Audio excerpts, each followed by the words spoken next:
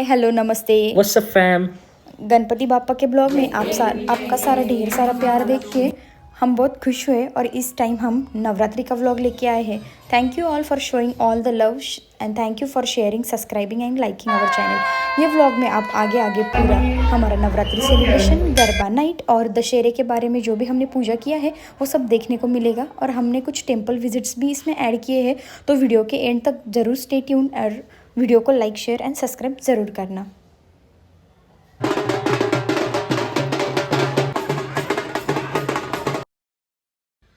केम छो मजामा। तो grey colour के अलग अलग शेड्स में आउटफिट पहन के हम निकल पड़े थे अपने आतू एंड भैया भाभी के घर। तो जैसे कि आप देख सकते हो नवरात्रि के सॉन्ग्स लगा के दीदी अलग ही वाइब में कार चला रही थी। चलते चलते हम गए थे अपने एक दीदी के घर पे।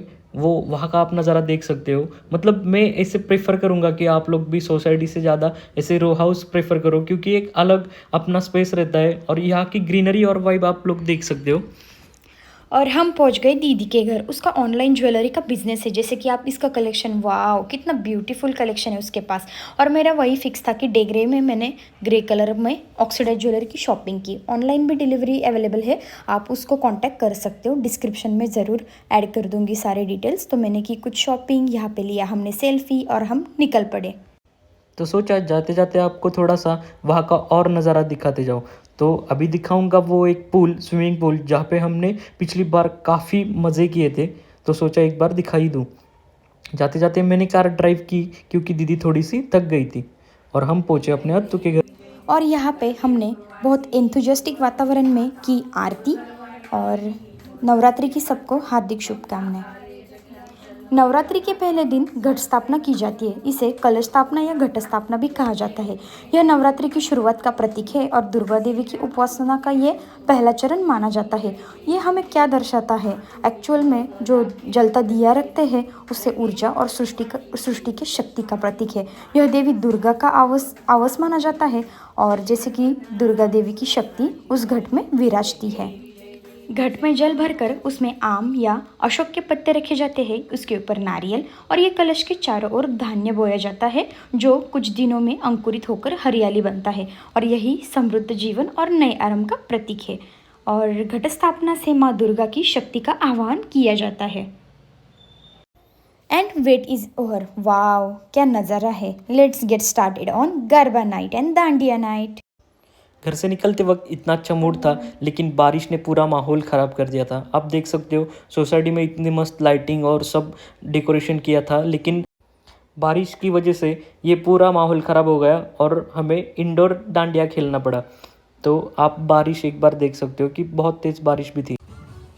और जैसे कि सब देख ही रहे हैं, आउटडोर नहीं कर सकते तो क्या हुआ, इंडोर तो हम मज़े कर ही सकते। तो यहाँ पे आप देख रहे हो कि everyone is in chaniya choli. And यहाँ पे एक मैं मेंशन करना चाहती हूँ कि जैसे मैंने मेंशन किया कि मैं एक मेरे भाभी के घर पे आई थी, उनका खुद का चनिया चोली का बिजनेस है। वाह what a beautiful collection they are having. आपको ये चनिया चोली के डिज़ाइंस पसंद आ रहे होंगे तो इसका भी मैं डिस्क्रिप्शन में उनका number and Instagram page link ज़रूर डाल दूँगी। नॉट ओनली गर्ल्स, तो हम भी गरबा करने आए थे, लेकिन भाई भाई सॉन्ग पे हमें ये 2-4 स्टेप ही आते, तो हमने इसमें ही वाइब किया। और मैं अपना सिंपल ही आउटफिट पहना था क्योंकि बारिश की वजह से मेरा भी थोड़ा सा मूड ऑफ हो गया था। जैसे कि आप देख रहे हो ये मेरा सबसे फेवरेट हुकअप स्टेप है। इसके बिना मुझे नवरात्रि कंप्लीट ही नहीं लगता। और इसमें वाइबिंग करना बहुत अच्छा लगता है। इसमें सिंक्रोनाइजेशन भी वाओ कितना अच्छे से दिख रहा है। तो ये हम एंजॉय करते हुए Navratri night and dandiya night. Outdoor जितना यहाँ पे स्पेसिंग तो नहीं दिख रहा, बट लेकिन देखो हमारा सिंक्रोनाइजेशन देख के और सॉन्ग सुन के हमने पूरा माहौल ही एकदम मस्त बना दिया। इतना गरबा कर कर हम सब लोग ऑब्वियसली थके हुए थे, तो किसी का मूड नहीं था घर पे खाना बनाने के लिए। सो हम आ गए होटल में। तो होटल में आप देख सकते हो कि इतना भीड़ था, और हम जब टेबल पे बैठ गए तभी होटल के सारे शटर्स क्लोज हो गए क्योंकि बहुत लेट हो चुका था ऑलरेडी, और उनको भी भीड़ अनकंट्रोल हो गई थी।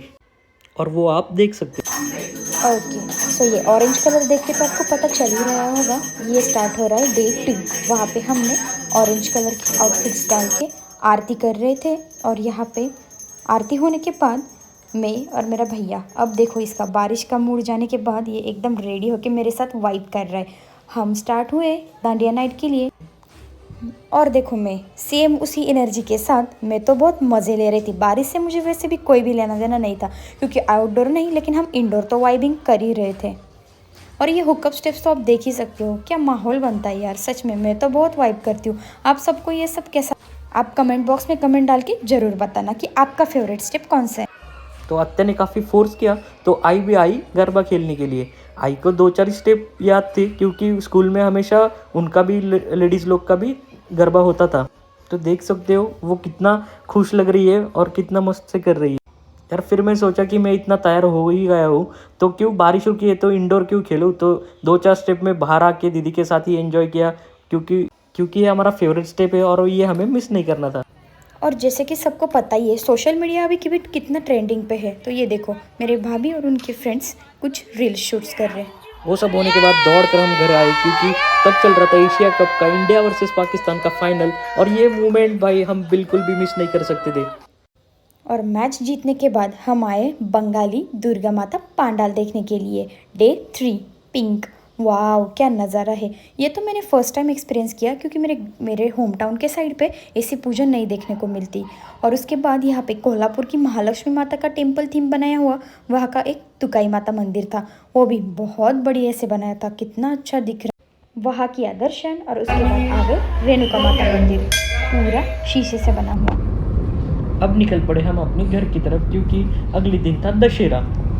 और दशहरे के पूजा की सेलिब्रेशन की शुरुआत शुरू हुई रंगोली के साथ। मैंने ये अच्छा सा डिज़ाइन बनाया था। त्यानंतर मी केली होती देवाची पूजा आणि ही करत होती शस्त्रपूजा। दसऱ्याच्या सर्वांना हार्दिक शुभेच्छा। दशहरे के दिन श्री राम ने रावण पर विजय प्राप्त की थी और अयोध्या लौट आए थे। उस समय लोगों ने खुशी से सोने के सिक्के बांटे थे, लेकिन उस टाइम जिसके पास असली सोना नहीं था उन्होंने ये आपटे का जो पेड़ रहता है उसके पत्तियों को ही सोना मान के बांटना शुरू किया। आज के ज़माने में भी हम देख ही सकते हैं कि सोना आसमान छू चुका है, तो हम भी ऐसे ही आपटे के पान एज अ सोना बांट सकते हैं।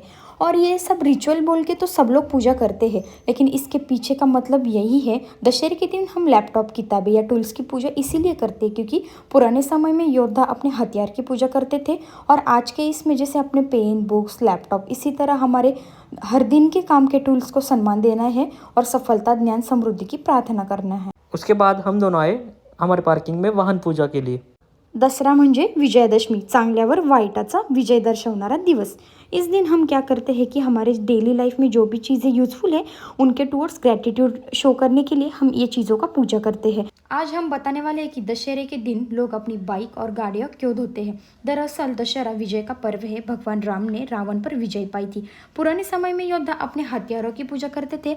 आज हमारे लिए हमारे वाहन ही हमारे शस्त्र की तरह है, इसलिए दशहरे के दिन हम अपनी बाइक, गाड़ी, कार धोते हैं। और जैसे कि आप देख सकते हो, और यह सिर्फ पत्ते और फूल के साथ और गाड़ी को भी हम सोना चढ़ाते हैं और पूजा में प्रतीक है। साफ वाहन हमारी मेहनत और साधनों का सम्मान दिखाता है और नए साल में सुरक्षा और शुभकामनाएं लेकर आता है। तो दोस्तों, इस दशहरे अपने वाहनों को भी सजाइए और विजय का जश्न मनाइए।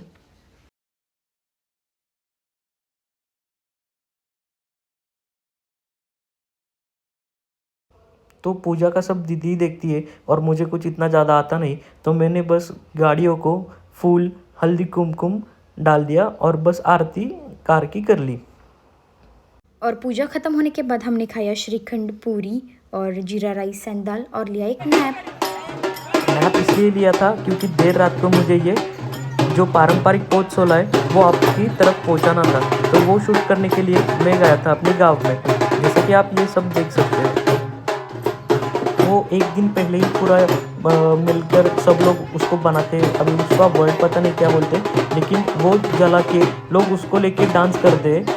और डांस मतलब वो एट द एंड जो बीट फास्ट होता है तो वो अपने शरीर पे उसको मारते हैं। तो आप लोग ये देख सकते हैं आगे जाके।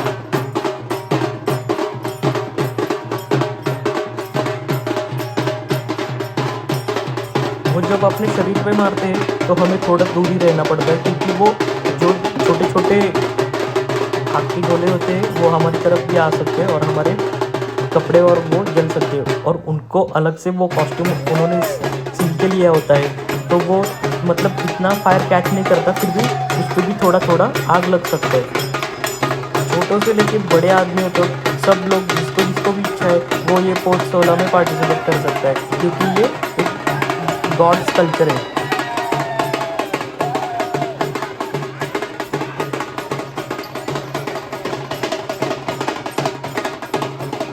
कहा जाता है कि ये जो करते हैं उनको वो आग से कुछ नहीं होता।